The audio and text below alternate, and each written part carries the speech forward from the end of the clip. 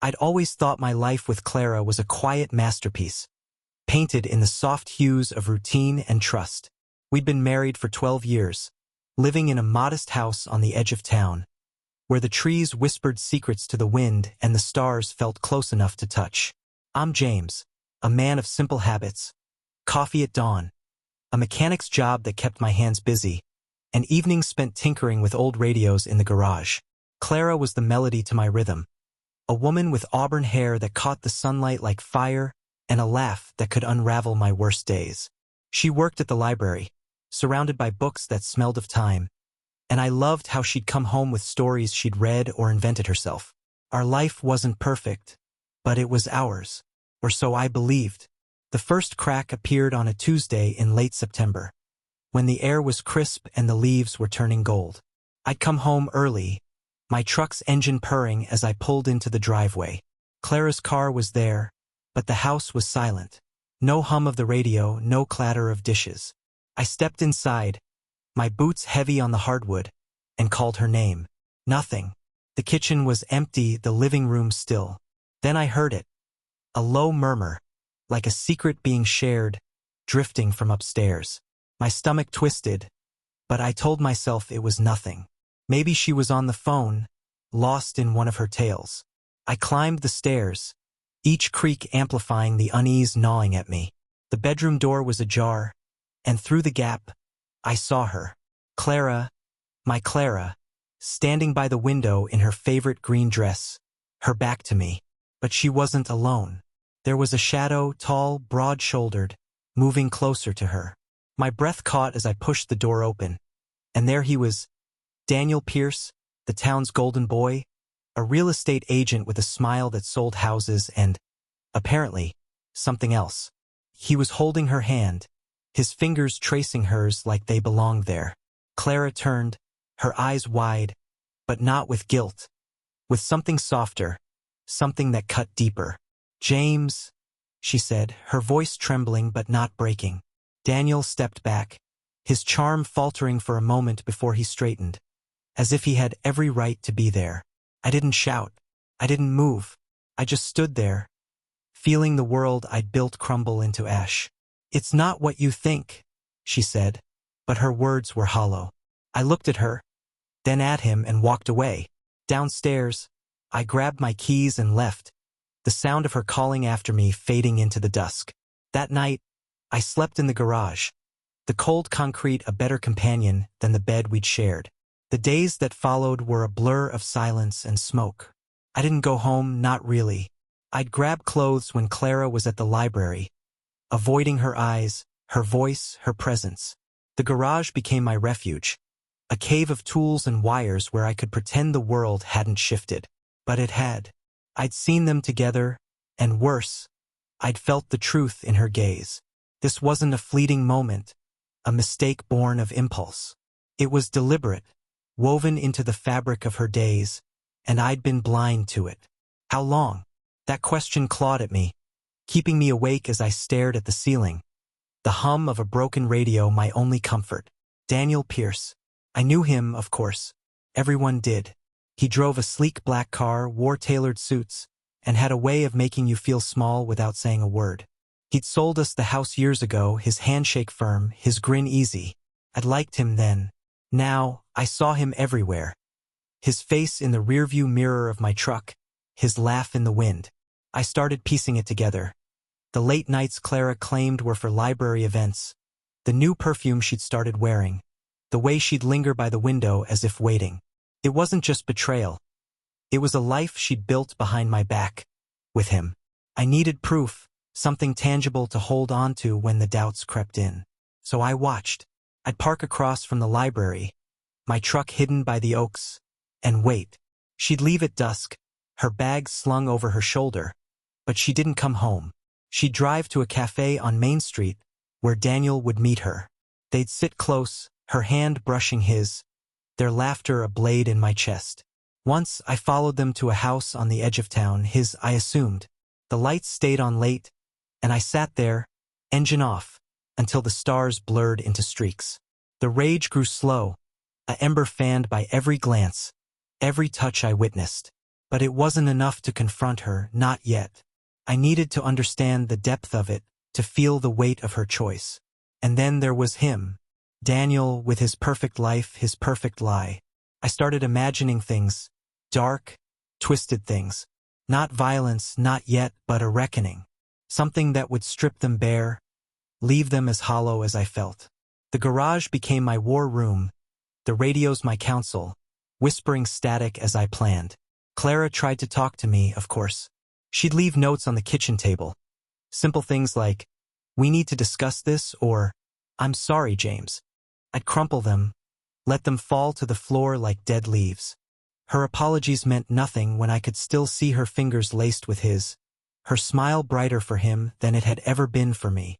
She didn't know I was watching, didn't know I'd seen the cafe, the house, the way she leaned into him like he was her gravity. I wondered if she'd ever leaned into me like that, or if I'd just been a placeholder, a steady shadow to her light.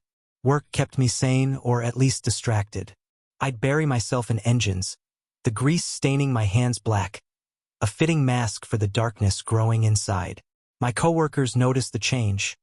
Tom, the old guy who ran the shop, asked if I was okay. I nodded, said something about long hours, and he left it alone. But the truth was, I wasn't okay. I was unraveling, thread by thread, and the only thing holding me together was the need to know more. I started digging into Daniel's life, subtle at first. A few questions around town, a glance at public records. He was wealthy, connected, untouchable, or so he thought. One night I found something odd. A receipt in Clara's purse, left carelessly on the counter when I'd slipped in for a shirt.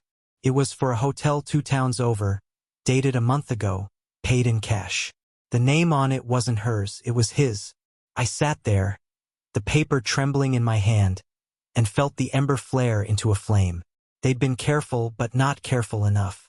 I drove to that hotel the next day, a rundown place with peeling paint and a clerk who barely looked up. I asked about them, slipped him a 20, and he shrugged. "Yeah, they come sometimes. Nice couple. Always pay cash. Couple." The word hit me like a punch. I thanked him, walked out, and sat in my truck until the sun sank below the horizon. That's when the idea took root. Not just revenge, but something crueler, something that would linger. I didn't want to end it quickly. I wanted them to feel it, to carry it like a scar. Back in the garage, I pulled out an old recorder, a relic from my radio days. I'd start with evidence, build a web they couldn't escape. And then I'd turn it against them. The recorder became my obsession. Small, battered, but functional, it fit in my pocket like a secret weapon. I tested it in the garage, speaking low into the mic, listening to my voice crackle back through the static. It wasn't enough to know what they were doing. I needed to hear it, to have their words carved into something permanent. The next evening, I parked near the cafe again, the recorder humming against my chest. Clara and Daniel sat by the window, oblivious, their heads bent close. I couldn't catch much, just murmurs through the glass, but it was a start. I'd get closer, I decided. I'd find a way. Days turned into weeks, and I became a ghost in my own life. I'd work, eat, sleep in the garage and hunt. That's what it felt like, hunting. I followed them to the house again, parked farther down the street, and crept closer under the cover of night. The recorder caught snippets. Her laugh, his low voice, the clink of glasses. Once, I heard her say my name, "James doesn't suspect," and it was a knife twisting in my gut. She thought I was blind, a fool stumbling through her betrayal. I clutched the recorder tighter, the plastic warm in my hand, and vowed she'd see me soon enough. Daniel's life unraveled under my scrutiny. I found out he was married too. A quiet woman named Elise who lived in a big house across town. She didn't know I was sure of it. The irony wasn't lost on me. 2 marriages crumbling under the weight of their greed. I started watching Elise too, not out of malice but curiosity. She was pale, fragile-looking, always gardening or reading on her porch. I wondered what she'd do if she knew, if she'd break like I had or sharpen into something else. The thought planted a seed, one I tucked away for later. Back home, Clara left fewer notes. Maybe she'd given up, or maybe she thought I'd accepted it. I hadn't. I was building something, a plan, a trap. The recorder was full of fragments now, a mosaic of their lies. But I needed more than words. I needed them exposed, raw, in a way they couldn't deny. I started thinking bigger, public, humiliating, irreversible. The garage was littered with sketches, ideas scratched onto napkins and receipts. I'd make them feel the weight of what they'd done, and I'd do it with a smile. The plan crystallized on a cold November night, the air sharp with frost. I sat in the garage, the recorder playing back their voices, her laughter looping like a taunt. I'd gathered enough, hours of stolen moments, proof of their secret world. But it wasn't just about me anymore. Elise deserved to know, and Daniel deserved to lose everything. I drove to her house that night, the recorder in my coat, my heart pounding a rhythm of its own. She answered the door in a robe, her eyes tired but kind, and I hesitated. "You don't know me," I said, "but we've got something in common." I played the tape. Her face changed shock, then pain, then a quiet fury that mirrored my own. She didn't cry, didn't scream. She just listened, her hands clenched in her lap, until the tape clicked off. "How long?" she asked, her voice steady. "Months, at least," I said. "Maybe more." She nodded, staring at the floor, then looked up. "What do you want to do?" That was the moment I knew she'd be part of it. Not a pawn, but a partner. We talked for hours, the night stretching thin, and by dawn we had a framework. It wouldn't be quick or loud. It would be slow, deliberate, an unraveling they couldn't stop. First, we'd use the recordings, not to confront them, but to seed doubt. I'd mail copies to Daniel's office, anonymous, let his coworkers whisper. Elise would leave hints around their house. Receipts, a scarf that wasn't hers, until he squirmed. Then we'd escalate. I'd rented a billboard on Main Street, a blank slate for now, but soon it'd bear their shame in bold letters. Elise suggested a party, a public event where we'd pull the final thread. Clara called me that morning, her voice soft over the phone. "James, can we talk?" "Really talk?" I almost laughed. She had no idea what was coming. "Sure," I said, keeping my tone flat. "Soon." I hung up, the recorder still warm in my hand, and smiled for the first time in weeks. Revenge wasn't just about pain, it was about control, about taking back what they'd stolen. And I was just getting started. The days grew shorter, the sky heavier with winter's promise, and I felt the weight of my plans settle into my bones. Clara's call lingered in my mind, her voice a thread I could pull to unravel her further. I agreed to meet her, not at home, but at the diner on Route 9, a neutral ground where the coffee was bitter and the booths creaked with age. She sat across from me, her hands folded tight, her auburn hair spilling over her shoulders. She looked nervous, but not broken. "I've missed you, James," she said, her eyes searching mine. I sipped my coffee, letting the silence stretch, and wondered if she'd missed me while she was with him. "I made a mistake," she continued, her words rehearsed. "It didn't mean anything. I got lost." I nodded, slow and deliberate, my face a mask. Inside, the recorder's tapes played in my head, her laughter, his whispers, the clink of glasses. A mistake didn't span months, didn't leave receipts in hotel drawers. I leaned forward, my voice low. "Tell me about it. Tell me everything." She hesitated, then spilled a half-truth. A chance meeting with Daniel, a friendship that blurred lines, a moment of weakness. She didn't mention the house, the cafe, the way she'd said my name like I was a shadow to outrun. I let her talk, her words a rope she didn't know she was tying around herself. When she finished, I smiled, a thin, cold thing, and said, "We'll figure it out." She reached for my hand, but I pulled back, standing to leave. "Soon," I promised, echoing my phone call, and walked out into the dusk. That night, I met Elise at a gas station halfway between our worlds, the neon sign flickering above us. She'd found more. Photos Daniel kept in a locked drawer, Clara's handwriting on a note tucked inside. We synced our steps, our evidence a growing arsenal. The first tapes went out the next day, mailed to his office, no return address, just static and stolen moments. I pictured him opening it, his polished grin faltering as her voice filled the room. Let him sweat, I thought. Let him wonder who knew. Elise planted her seeds too. A scarf left on their couch, a hotel key on his desk. She texted me after, her words sharp. He's jumpy. Asked me where I'd been. Good. The billboard loomed in my mind, a blank canvas waiting for its moment.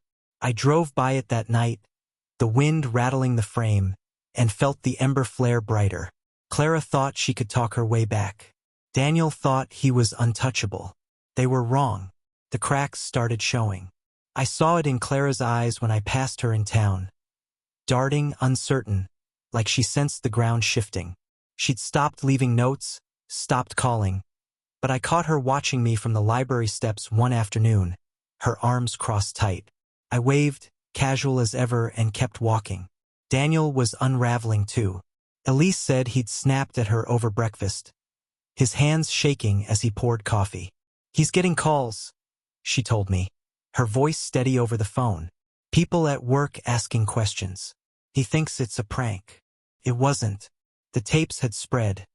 Whispers in his office, sidelong glances from his clients. I upped the ante. I'd copied the recordings onto a USB drive, slipped it into a package with a typed note. More where this came from. I left it on his car's windshield, parked outside the cafe where he still met Clara. I watched from my truck as he found it, his face tightening, his head swiveling like a hunted animal. He didn't see me. That night, Elise called again. He's losing it, James. Came home late, reeking of whiskey. Asked if I'd been talking to anyone. She paused, then added, I smiled and said no. I could hear the steel in her, the mirror to my own resolve.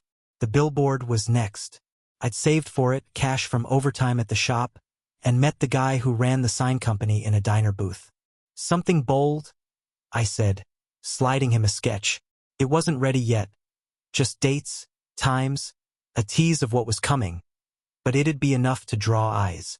He nodded, took my money, and promised it'd be up by Friday. I drove home, really home, for the first time in weeks, and found Clara in the kitchen, her face pale. James, we need to stop this, she said, her voice breaking. Whatever you're doing, just stop. I tilted my head, feigning confusion. Doing? She stared, then turned away. She knew something, but not enough.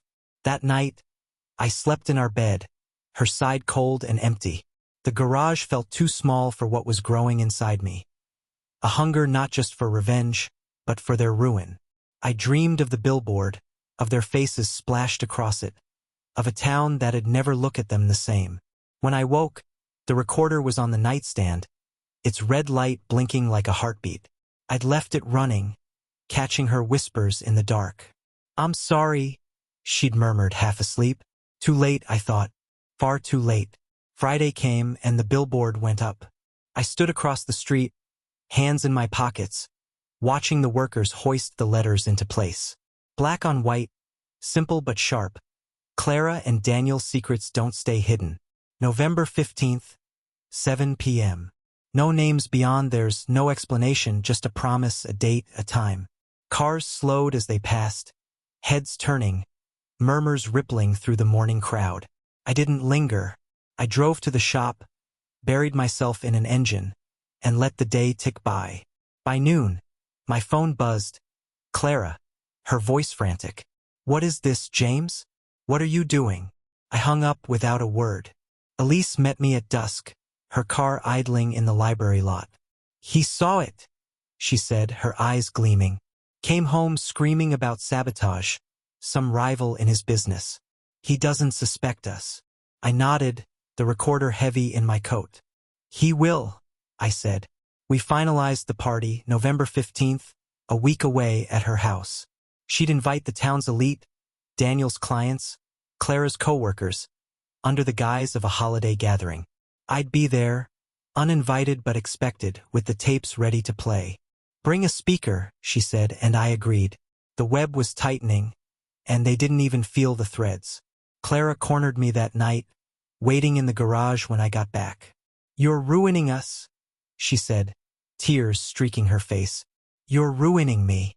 I looked at her, the woman I'd loved, and felt nothing but cold. "You did that," I said, brushing past her. She grabbed my arm, her grip desperate. "I'll end it. I'll tell him it's over." I shook her off, my voice flat. "You don't get to choose now." She sank to the floor, sobbing, but I didn't turn back. The ember was ablaze, and I fed it with every tear she shed. I listened to the tapes again, her apologies from the night before now joined by her pleas. I burned them onto a disc, labeled it Truth, and tucked it away. The party would be the stage, the town the audience. Daniel's fall would be public, Clara's shame eternal. I slept soundly, dreaming of their faces when the music stopped and their voices took over. The week crawled by, each day a step closer to the reckoning. I kept my routine, work, garage, silence, while the town buzzed around me. The billboard did its job. People talked, speculated, pointed fingers. Clara stayed home, blinds drawn, avoiding the library. Daniel doubled down, Elise said, smiling wider, shaking hands harder, as if charm could bury the rumors. But the tapes kept coming, another package to his office, a third to his biggest client. I heard through Tom at the shop that Daniel lost a deal, his temper flaring in a meeting. Good. Let him crack. Elise was a marvel, her quiet fury a perfect match to my own. She decorated their house with precision, lights, garlands, a veneer of joy, while slipping more hints. A lipstick stain on his shirt, a phone number scribbled in Clara's hand left on the counter. He argued with her, she said, his voice rising, hers calm. "He's paranoid," she told me over coffee, her hands steady around the mug. "Thinks I'm cheating too." I laughed, a dry, hollow sound. The irony was delicious. We rehearsed the party, where I'd stand, when I'd play the disc, how we'd watch them burn.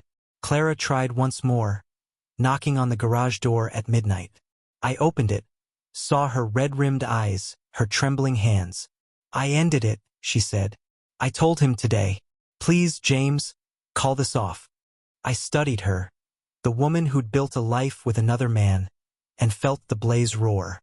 "You think that fixes it?" I asked, my voice low. "You think I forget?"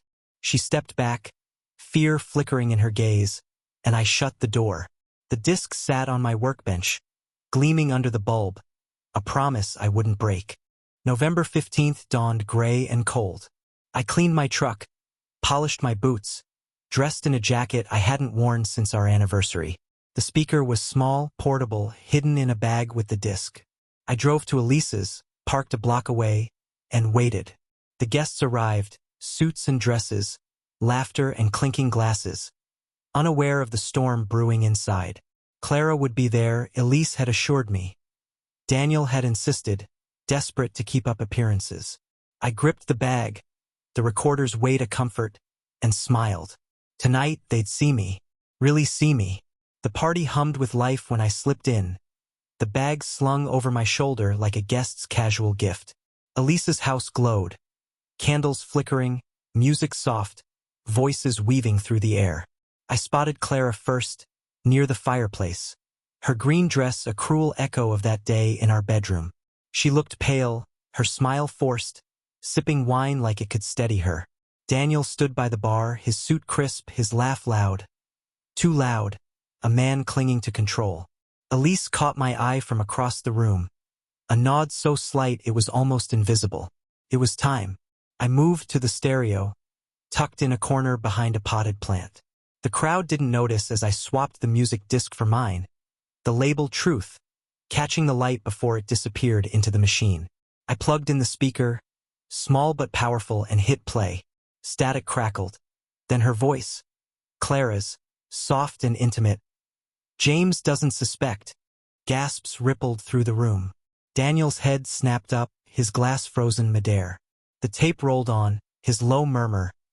"You're mine." Not his. Her laugh, their plans. The guests stilled, eyes darting between them. Clara dropped her wine, the glass shattering on the hardwood, red pooling like blood. "Turn it off," she whispered, then shouted, lunging for the stereo. I stepped in front, calm, unyielding. Daniel pushed through the crowd, his face a mask of rage, but Elise was faster.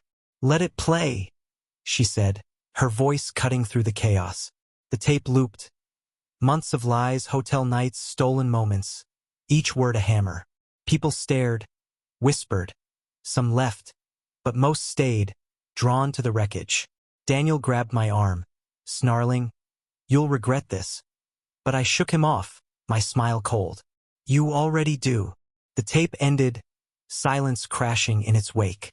Clara sank to her knees, sobbing, while Daniel stood, exposed, his charm stripped bare. Elise stepped forward, her voice clear. "He's been lying to me too. To all of us." The room erupted, questions, accusations, phones snapping photos. I slipped out, the night air sharp against my skin, and drove to the billboard. The final touch was up.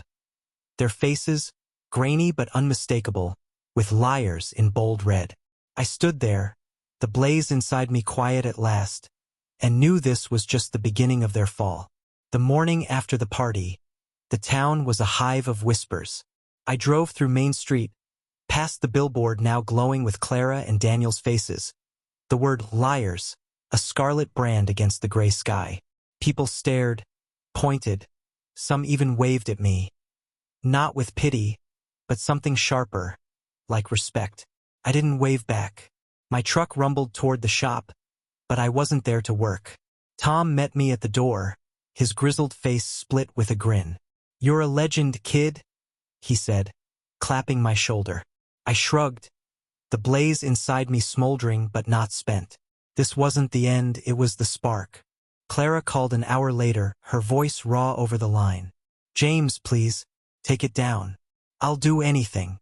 I let her beg, her words a faint echo of the tapes, then hung up. She didn't get it, there was no undoing this. Daniel's office was next. I'd mailed copies of the recordings to his biggest clients, each package marked with a date from their secret meetings. By noon, Elise texted, "3 deals canceled." He's raging. I pictured him in his sleek office, slamming drawers, his perfect world fraying at the seams. Good. Let him feel the walls close in. Elise and I met at the gas station again, her eyes bright with a fire I hadn't seen before. "She came to me," she said, leaning against her car. "Clara begged me to stop you." I raised an eyebrow and she smirked. "I told her it's too late," she cried. "Said she's leaving town." Leaving wouldn't save her, not from this. We planned the next move. Elise would file for divorce, citing the tapes, and I'd leak them online, anonymous, untraceable, a digital scar for the world to see. The billboard was temporary, but the internet was forever. That night I went home. Clara was gone. Closet half empty, her books missing from the shelves. She'd left a note. "I'm sorry. I'll fix this." I crumpled it, tossed it into the fireplace, and watched it burn. The house felt hollow but not empty. The recorder sat on the table, its tapes copied and safe. I poured a whiskey, the first in months, and toasted the silence. She thought she could run. Daniel thought he could fight. They'd learn soon enough. My revenge wasn't a storm to weather. It was a tide, slow and relentless, pulling them under. The divorce papers hit Daniel like a brick. Elise served them at his office, public and deliberate, with a crowd of co-workers as witnesses. She called me after, her voice steady. He tore them up, screamed at me, said I'd regret it. I laughed, picturing his tantrum, his tailored suit wrinkled with desperation. She'd included the tapes in the filing, legal proof of his betrayal, admissible and damning. His lawyer would scramble, but the damage was done. That same day, the recordings went live online, uploaded to a dozen sites, shared across forums, tagged with their names. By evening, they'd racked up thousands of views. Clara vanished, her car gone from the driveway, her phone off. I didn't care where she went, her shame followed her. The library fired her. A quiet note in the local paper citing personal conduct.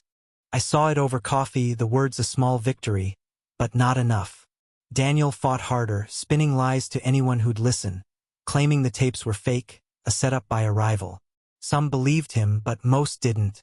His face on the billboard, paired with the audio, was too real, too raw. His wife's divorce filing sealed it. 2 women scorned. 2 lives appended. I kept moving. I printed flyers, screenshots of their hotel receipts, snippets of the tapes transcribed, and left them around town. The diner, the cafe, the barbershop. People read them, whispered, passed them on. One landed in Elisa's hands, and she added her own touch. A photo of Daniel and Clara, taken from his drawer, now plastered on her car for all to see. We were a team, her quiet rage fueling my calculated cruelty. The town turned on them. Not with pitchforks, but with cold shoulders, canceled contracts, empty pews at church. I slept better, the garage my sanctuary again. The radios hummed, their static a lullaby, and I dreamed of their faces. Clara's tears, Daniel's clenched jaw. But the blaze wasn't gone. I wanted more, not just ruin, but a reckoning they'd carry forever. I started digging deeper, hunting for the unusual twist that'd make this unforgettable. Daniel's past, Clara's secrets. There had to be something buried, something I could unearth and wield. The tide was rising, and I'd ride it to the end. A week later, I found it, the key to the cruelest cut. Daniel's old college buddy, Mark, ran a bar 2 towns over. I'd met him once, years ago, a loud guy with a quick laugh. I drove out, the recorder in my pocket, and bought him a beer. Heard about Daniel, I said, casual, probing. Mark nodded, his grin fading. Yeah, mess of his own making. I leaned in, voice low. Anything else I should know? He hesitated, then spilled it. Daniel had a kid, a daughter, from a fling in his 20s. Hidden, supported quietly, living with her mom in Chicago. Clara didn't know. Elise didn't either. I thanked him, left the bar, and sat in my truck, the pieces clicking into place. A secret child, perfect leverage, a wound deeper than money or reputation. I tracked her down. Lila, 22, a barista with her father's eyes. I didn't approach her, not yet. Instead, I sent her a package. The tapes, a letter explaining who I was, who her father was, and what he'd done. I signed it, a friend. Let her decide what to do. If she came looking, Daniel's life would implode anew. If she didn't, the seed was planted. A ghost he'd never outrun. Elise loved it. He'll lose his mind, she said, her smile sharp as we met at the diner. She'd won a settlement, half his assets, the house, and was moving west. But I'll stay for this, she added. We mailed Lila's mom a copy too, just to twist the knife. Meanwhile, Clara surfaced, spotted in a motel an hour away, her hair dyed blonde, working as a clerk. I sent her a flyer, addressed to Jane, her new alias, with a note, "You can't hide." The tide was relentless, and I was its architect. That night, I burned the last of Clara's things. Dresses, books, a photo of us smiling. The fire roared, the smoke curling into the stars, and I felt the blaze shift. Not gone, but refined. Daniel's ruin was public, Clara's private, but Lila's existence would be the final thread, unraveling them both in ways they'd never see coming. I poured another whiskey, the glass cool in my hand, and waited for the storm to break. Lila showed up 10 days later. I saw her first, tall, dark-haired, standing outside Daniel's office with a backpack and a scowl. The town didn't know her, but I did. I parked across the street, watching as she stormed inside. Minutes later, shouts echoed through the glass doors, her voice high, his frantic. She emerged, tears streaming, and he followed, pleading. "I didn't know," he yelled, but she didn't stop. She climbed into a beat-up sedan and drove off, leaving him on the sidewalk, a man crumbling in broad daylight. I smiled, the blaze purring inside me. Elise called that afternoon, laughing. "He's a wreck." Called me, begging to explain. Said his daughter hates him. I pictured it. Daniel, alone, his charm useless against blood he'd ignored. Lila's mom had called too, Elise said, threatening to sue for years of unpaid support. The tapes were online, the divorce final, and now this, a family he'd buried rising to haunt him. Clara felt it too. A friend from the library texted me. Clara had quit the motel, vanished again, but not before someone slipped her one of my flyers. She'd know I'd found her, No, I wouldn't stop. The billboard came down, its job done. But the flyers lingered, tattered but readable in shop windows and on telephone poles. Daniel's business tanked, clients gone, office half empty. He drank now, Tom said, spotted at bars with bloodshot eyes. I didn't pity him. I didn't pity Clara either. I drove to Chicago, found Lila's cafe, and left a note on her car. He'll never escape this. Neither will she. Thank you. She didn't need to know me. Just that her anger had teeth sharpened by mine. Back home, the garage was quiet, the radio silent. I packed the recorder away, its work complete, and sat in the dark. The house was mine again, stripped of her shadow. Elise left the next day, a postcard promised from her new life. The tide had crested, its waves crashing over them, and I stood on the shore, untouched. But the blaze flickered still, a whisper of what could come if they ever rose again. I'd be ready. Months passed, the town settling into a new rhythm. Daniel sold his house, moved to a cheap apartment on the outskirts, his name a cautionary tale whispered over beers. Lila never came back, but her mom did, suing him for back support, winning enough to drain what little he had left. His car was repossessed, his suits pawned. I saw him once, shuffling into a gas station, unshaven and hollow. He didn't see me. I didn't care. Clara surfaced in a city 3 states away, a grainy photo on a coworker's social media, thinner, older, working retail. The flyers followed her. Someone mailed one to her store, and she quit again. I rebuilt my life, slow and steady. The garage became a workshop for custom radios, a small business that grew by word of mouth. Tom helped, proud of my legend, and I let him tell the story, edited of course. Elise sent that postcard, a beach scene with "free" scrawled across it. I pinned it to the wall, a reminder of our pact.